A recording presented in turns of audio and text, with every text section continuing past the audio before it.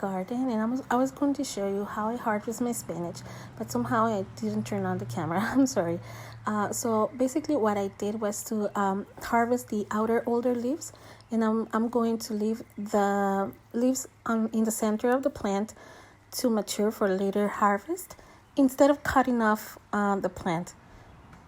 So in this side of the garden I have my radishes, and I can notice that some of them are ready.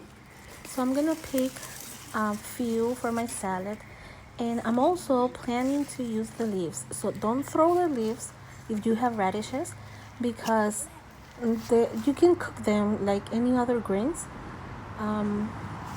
Few people know this, but they're quite delicious. I've tried them with eggs, and you can use them in soups and pestos, and there's a lot of recipes.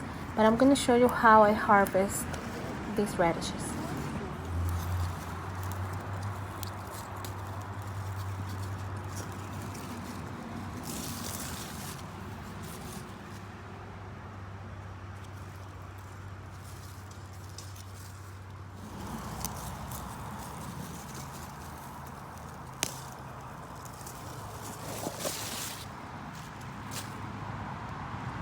Now I'm going to harvest some iceberg lettuce, and instead of cutting the whole plant off, I want this plant to keep producing, so I'm just gonna cut the leaves in this side, yes, and I'm gonna leave the crown on.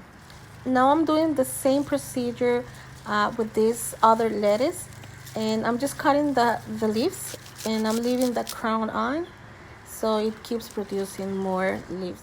And this is my beautiful basket full of fresh ingredients for my garden: lettuce, spinach, and of course my delicious radishes.